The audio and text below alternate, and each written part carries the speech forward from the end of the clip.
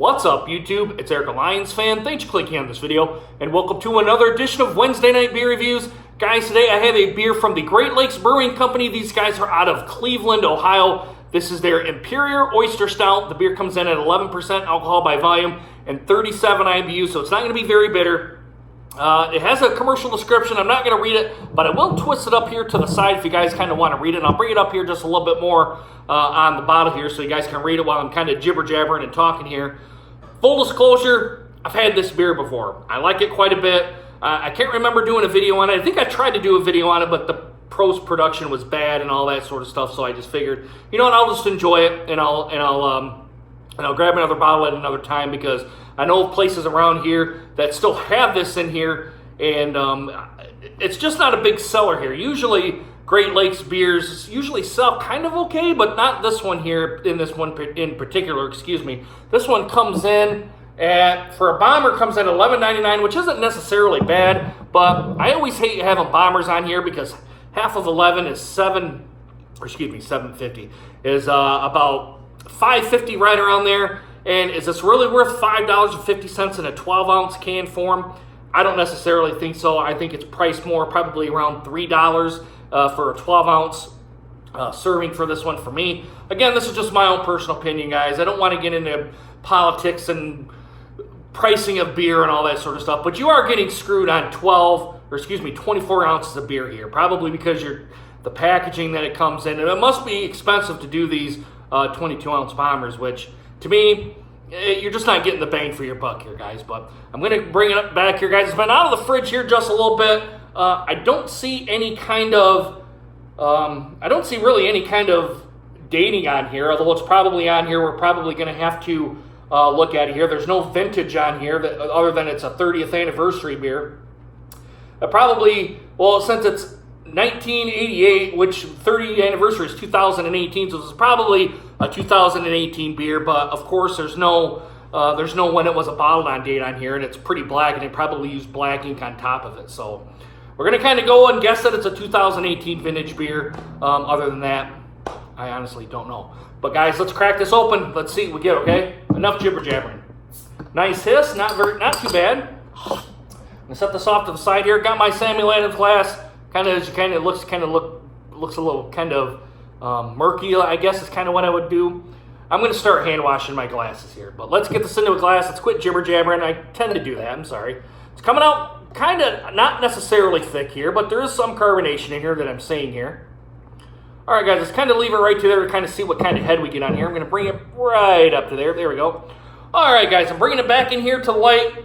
Looks like a light milk chocolatey head, kind of a, I'm going to say to a Swiss Miss kind of head. Small to medium, the large bubbles on the top, smaller on the sides. There's bubbles here around the sides, which denotes not a very clean glass. Even though I cleaned it, the water's bad up here in my part of the woods up here. It's just bad. I probably really should get somebody in here to take a look at my water, but you guys see it if you can't see it already. There's bubbles kind of all around on here. Small, medium on the sides here, and right now it's just a hair more than 2 fingers ahead on here, and the head is kind of keeping up here very nicely. Usually around this ABV, and if you get any kind of higher, you see the head starting to dissipate, but not necessarily on this one. All right, guys, let's get to the aroma test. Let's see what we get. Getting those roasted malts, a little bit of chocolate here as well. Getting a little bit of the oysters on here. Not real big oyster smell. You're just kind of getting a hint of it. You're not actually, if you actually smelled an oyster, you kind of know what an oyster smells like. If not, it's kind of a little seafood, kind of gamey, slimy kind of, I guess, kind of creature, I guess this kind of would be. And if you really eat it, it's really, really slimy. I've had one, and it made me feel sick, and I kind of regurgitated it. Unfortunately, as bad as I had, I've never had one since. So, but you're kind of getting that, the oyster type of smell. No real hot presence to speak of. I'm getting a little bit of the dark chocolate that there usually is probably with the stouts in here. It's probably the malts that they've used that you're getting that kind of a little bit of a chocolatey and coffee smell here as well. I'm also getting that. Yeah, and that's pretty much it on here. You're getting oysters, you're getting a little bit of coffee, you're getting the sweetness of the malts, and a hair bit of chocolate on here. But guys, the real most important part's a taste here, so let's dive into this one, okay? Bottoms up. Cheers, guys.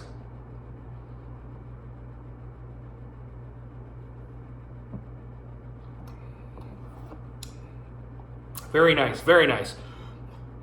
Getting those nice roasted malts, almost to the charred level, but not quite there. I would say heavily roasted malts, I would say. Getting a bunch of coffee on here, which I'm usually getting on the bitterness on here. Apologize. A little bit of the bitterness is coming through on here. Probably from the coffee. I said chocolate, but probably from the coffee. I'm getting a little bit of a chocolate sense on here. Kind of a little dark chocolate kind of sense. If you eat like a Hershey's dark chocolate, it's kind of a little bit of the taste that you're getting it as well as from the coffee. You're getting the oysters. I've had an oyster before, so you're getting some of that oyster kind of presence coming through on the beer. Excuse me. A little bit of the carbonation coming up here. And that's pretty much it on here. I would say the carbonation is kind of to the medium to me on here because you got a little bit of the scratchiness coming down, although it's not to the point of like, man, this is like really hard to go down. It's not that. You're just kind of, it's a little bit more carbonated than what that I think a stout really should be personally, but that's another kind of personal preference that I have. But you are getting some of the scratchiness coming down the throat here. It's a little bit to medium to full body to me. I kind of put it more towards the medium side, more to the full body, but I can't say it's actually medium. That's why I'm kind of going to bump it up here just a little bit.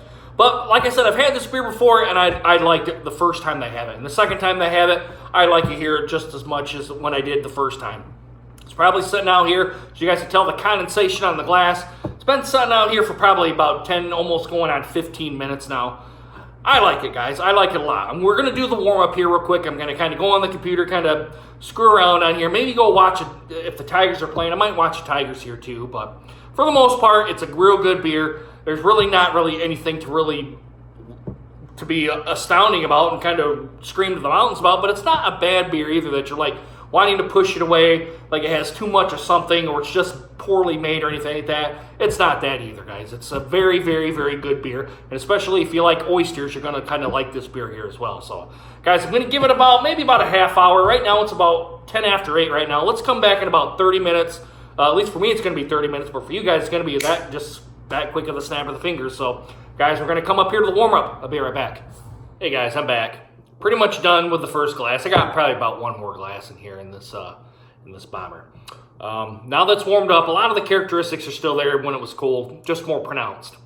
More of the coffee's coming out in this one. Some of the oysters are starting to come out here as well. Just a really, really good, nice kind of beer for a nightcap for tonight.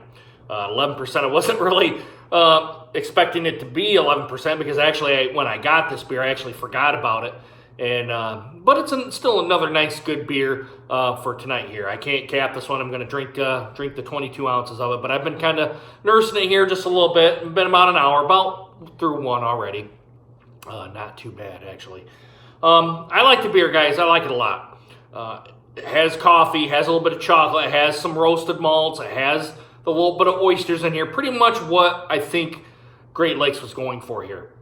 I looked at the bottle here. I can't see any kind of date on here anywhere. But so we're just going to go with it being that it's a 30-year anniversary. It's probably bottled sometime in 2008 that this beer was done on. I like the beer enough. I'm going to give it probably an A score. I'm going to give it about a 94 right now. I kind of like a little bit more of the coffee to kind of shine through here. Even though there is a lot of coffee here on the warm-up, I like a little bit more on the when it's cold here a little bit. I didn't think there was much when it was cold. I think it was kind of suppressed a little bit, but as it warmed up, now I'm getting quite a bit of coffee on it. And I'm going to enjoy this one quite a bit. But that's pretty much my only qualm about this beer. Like I said, I enjoy it. I think it's a very good rendition of the 30th anniversary. I don't know if they've had this in other anniversary beers or anything like that. This is the first that I've seen of it, but I dig it quite a bit, and I like it a lot. And I think it's worthy of an A score. But guys, let me know what you guys think of the Great Lakes Brewing Company. I almost said Grand Armory. Great Lakes Brewing Company Imperial Oyster Stout. Let me know what you guys think down in the comments. Please consider hitting that subscribe button. And make sure you hit that bell notification so you guys get more videos just like this one. Guys, and if you had too much to drink, please get a designated driver. It's stupid to drive home drunk because if you do, you're going to get pulled over by the cops. They're going to make you do the stupid-ass sobriety test, and you get a free ride to jail. Then you're going to have court fees and then possible prison time. And then if you hit or kill somebody, you guys, you know you're going to be in the slammer for a while. And if you kill yourself, all you've done is hurt hurt your family and friends, and put yourself 6 feet under, okay? Just sleep off your buzz, get your car the next day. Get an Uber, taxi, Lyft, have someone at the bar give you a call, have the bartender get you a cab. Just don't drive home drunk, okay? Because it's stupid in this day and age to do, but if you do it, you're going to have thousands upon thousands of dollars in court costs, all right? Just please don't do it. Be responsible and grab a ride, okay? All right, guys, come back Saturday. When I pull another beer out of the fridge back here, we'll see what it does. All right, guys, I really hope you guys enjoyed this video. Hope to see you guys again soon. Take care, guys.